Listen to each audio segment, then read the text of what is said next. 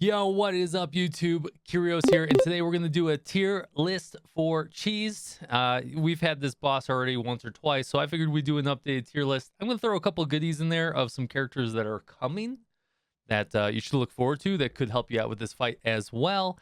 And we're going to do something a little bit different where we go, I'm going to mix up a lot of the students from S to E rank, but if you guys do enjoy the video as you're watching it, hit that subscribe and like button, and let's go.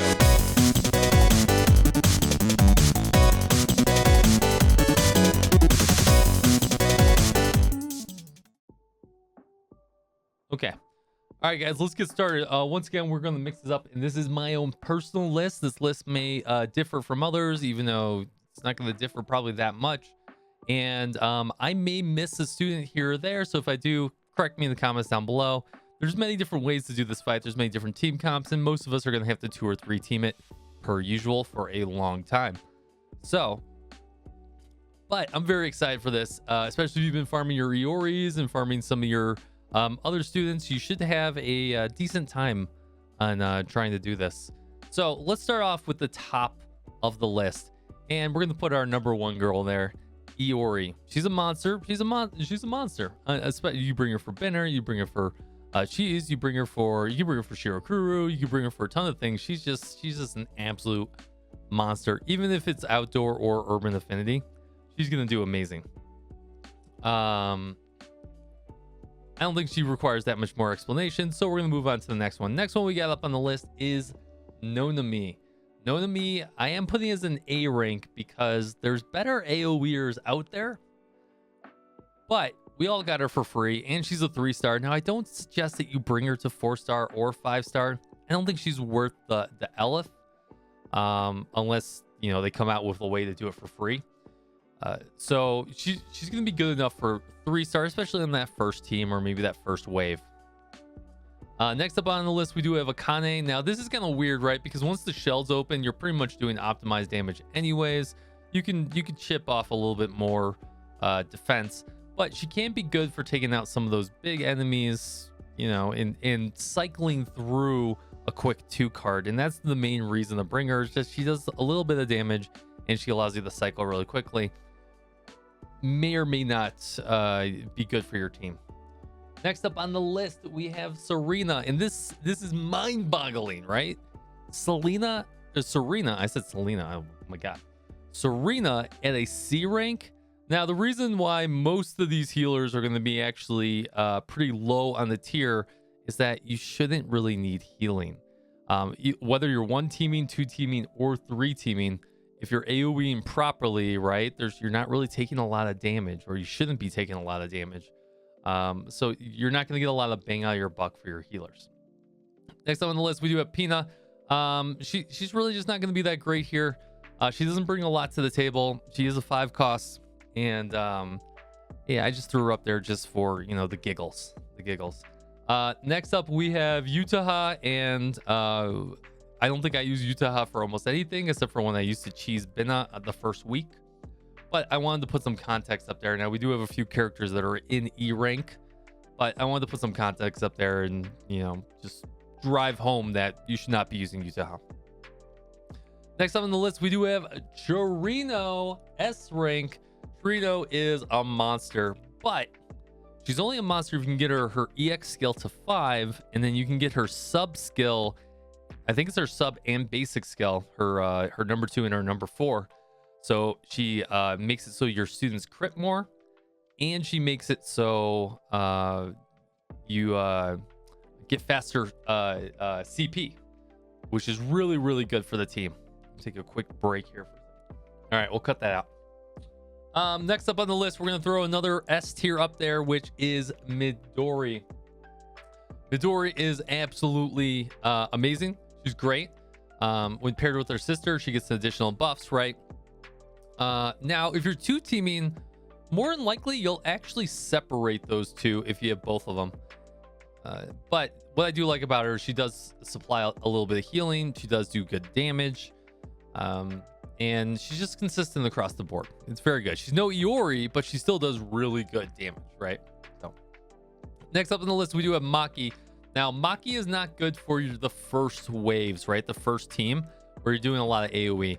But if you're having the 2-team it, there is a possibility that you could bring a Maki and work her in there when you're trying to burst down the gerbil, right? There's no hamster in there, but I call it a gerbil. Could be really good. Now, she probably should be like a B rank, but the fact that you can work her into a burst team once you get to the boss gives her a little bit more life, right? Next up on the list, we have Yuzu. So you may have leveled Yuzu for PvP, and that's mainly what she's good for. And she either hits pretty weak or insane due to her the amount of crit damage she does get. She's got a decent AoE. The circle's not that big in my opinion, and an EX4 cost for pretty much that size circle is not that justified. But if you're struggling for AoE, she can fit in there. Next up on the list, we do have Summer Ifumi. Once again, supplies a little bit of AoE. Her AoE is a little awkward because she brings a tank in. She is adorable, and it might be hard to work in there. This would be more for like a 3rd team where you're struggling to just throw some people in there. And I highly doubt that most people are pulling for Summer Hifumi. Yeah, my review, and depending on when you're watching this video, you should watch my review. Anyways, so we're gonna move on from there. Next up on the list, we do have Hoshino. Once again, Hoshino, great for taking some hits, but unfortunately her EX skill is not going to do a lot of damage, and that pushback can actually kind of hurt you a little bit when you're trying to do AoEs. I don't really suggest you bring her in. She doesn't really have a place here anyways. Next up on the list, we have Yoshimi, right? Or did I say that right? I never use her. Yeah, Yoshimi. Once again, if you're struggling for AoE, you could plug her in there. She does a little bit of a stun, but not a whole lot of damage to write home about. So nothing too exciting about bringing her into a team. Next up on the list, we do have what we got here. Let's skip around this list a little bit. Hibiki. Now, so weird, right? Hibiki is such a great unit everywhere, and it's mainly because of her passive for crit damage, but she can't be used here. And now she is going against she is just doing normal damage to heavy units, but she can be worked in there and she can do a lot of damage. So definitely work her into your team. Next up on the list, we have Momoi, another S rank for this. Does 3 costs, great AoE, great damage, really good on either the first team or the second team, depending on if you're stacking Midori and Momoi together or you're separating them. Both very, very great, and the 2 costs. Now, if you do have Momoi and you're attempting to try for extreme, you definitely have to at least bring her to a 3-star. I don't think she needs to be higher than a 3-star, where your elite DPS like Midori and Iori probably need to be like 4 or 5-star. But I digress. So next up on the list, we do have Samire. I do love Samire. She does bring really good or decent damage, I should say. And then she can also tank some hits, right? I do like her equipment and stuff like that. She does have a 3-cost EX skill that's a little funky and awkward to use, but in a second team, she's really good at taking out those the drone robots. And if you line it up perfectly, she can take them all out in one shot, which is wonderful. And I've done it many times. So next up, we do have Hifumi. We're gonna put her in the same rank here in B rank. And that's really just to supply a little bit more AoE. I would say that she would be in your first team, not your second team. But there could be an opportunity to put her in her second team because she does have DP generation when you use her EX skill. So I think she could be either, and she'd be good to plug in there if you need to make multiple teams. Once again, next up on the list, we have Neru. Neru is probably the only tank here that you will see at C or above, just because she does a decent amount of damage. But once again, you really shouldn't be bringing tanks to this fight. It's not really a fight that requires tanking. It's just a fight that requires juggling AoE. And then speaking of another tank, we'll go ahead and throw her on there. Tsubaki, a D rank here. You're not really going to use her EX skill for taunting, and if you are, then you're probably really struggling with AoE. She could be good to take a few hits, right? Because she'll sit a little bit further forward. And if you have really, really good DPS, like I could see it maybe on the first team, but you really won't be using her taunts or anything like that. Next up on the list, we have Ayane, another E rank healer. You really shouldn't need a lot of healing on this fight, and especially a 4-cost AoE heal. Maybe on your first team. So once again, this list is you work from the bottom and you work up, right? So, but I can't, in good conscience, I can't put her higher than an E rank for me personally. Next up on the list, we'll just finish off the healers while we have it. Shinatsu, single target healer, 4 costs, 5 costs, 4 costs. Can't remember. I don't use her very often. And her passive increases defense, I believe, or evasion. It's just not going to go a long ways here. Once again, not a lot of healing need. Now there is one healer that we are going to put higher in the ranks, and it is Koharu, and I am going to put her in B rank. I've experienced it, and I have seen some pretty decent 2 teams where you put her in the first team, and you can use her for damage, right? Not per her you use her passive for mainly the healing. And then you can use her for AoE damage. Her grenade actually does some pretty decent damage. So that's the main reason she's getting a B rank here. Is not so much her healing, it's the fact that she can juggle 2 different roles and do some damage here. Next up on the list, we do have Kareen, a staple of CHESED. Kareen's a little hard to work in there sometimes, mainly because once the gerbil opens its shell, right? You have to time those hits, right? Because you only get X amount, it's like 15 seconds in order to get that damage in, right? So you have to juggle Midori, Iori, and Kareen back to back to back and try and fit them in there as quickly as possible. That's why you want to save your DP prior to the open the best you can. Next up on the list, we do have Kotama. No surprise here. Kotama's just great across the board. Now you're not going to bring her with Kareen. So this is assuming you're doing 2 teams. Or maybe you don't have Kareen and then you're going to plug her in there, right? She'll help you out. She'll do some more damage. Next up, we do have... Actually, next up, we do have Hane. And now I'm going to put Hane as a C rank. Once again, healer's not that advertised here. But she does bring crit damage, so she should be a little bit higher. I maybe should have moved Koharu up to A rank and then Hane up to B rank, but it is what it is. And once again, you shouldn't really be bringing healers. Next up on the list, we do have Junko. We're going to put her in the C rank as well, just in case you're struggling with AoE. But this is straightforward AoE. It's not wide arching AoE, so it could be a little funky to use.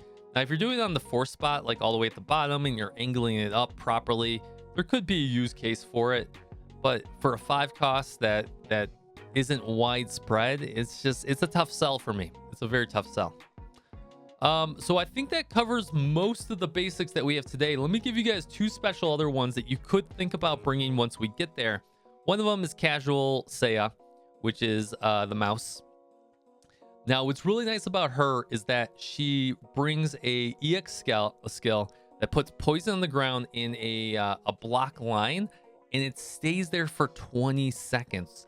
So if you put her in your second team or even your first team, if you're one teaming it, you can drop it in such a way that it can cover 2 different waves and do a decent amount of damage. She's pretty good, and I believe she raises attack speed. It's been a while since I've seen her stats, so someone can correct me in the comments down below. And finally, one other person I'm looking forward to that could replace a Chirino or fit into your squad for someone you're missing is New Year Aru. New Year Aru is a penetration unit. She does a kind of like a cone arc flower petal explosion thingy, and it does a lot of damage. And I believe it's only a 3 or 4 cost. So she's great to plug in there as well for doing a lot of damage, especially on your second team or even one team in it. I'm very, very impressed with her. So Anyways, guys, that's the tier list. Let me know what you think in the comments down below. If you think I, messed up on where someone is, like you're like, oh man, Chinatsu should be an S rank. I'm not going to agree with that, but opinions are great. Opinions are great. So let me know in the comments down below. I'm gonna show you guys my team comps that I'm gonna be going into to try and 2-man cheese. All right, guys, I want to just show off my teams that I'm going to be going in there with. So I'm anticipating I'm going to be able to 2-team it. No way I'm going to be able to 1-team it. I don't think yet. I'm definitely going to try, but I don't think I'm going to be able to do it. So the first team, I'm going to pretty much take in my B team. Just try and get through those ad waves and then get to the boss. And then when we get to the boss, we can switch teams. But this is what I'm thinking about doing. I might remove Hifumi or Samire and actually put Torino over here. I haven't debated about that, but we'll test that out on Monday, and or we'll test that out coming forward. But this is really just going to be my elite team now. My Torino needs leveling, so disregard that and a few others, but we'll get that. But we're going to really be focusing on Korean Midori, and the Ori is that boss killing damage. And the reason I'm putting Hane in there is that I did put my Hibiki for more AoE in the first team, so we do need that crit damage buff. So that's what I'm thinking about doing. I'm going to pretty much be juggling around where Torino probably fits here, but this is really where the teams are going to lie and kind of how it looks here. If I was not to put Torino in this team, I'd probably use someone like Akane here just for quick, faster cycling, right? Just a little bit more extra damage on that boss too. And then probably put Torino over here instead of either Hifumi or Samire. So I hope that helps you guys out. Good luck on all your cheesed expeditions. Once again, guys, if you've been here since the whole video, subscribe, like, come join us on Discord. Come follow me on twitch.tv where we do stream 4 nights a week. All that goodness. Let me know your comments down below, and I will see you on the next video. Peace out, guys.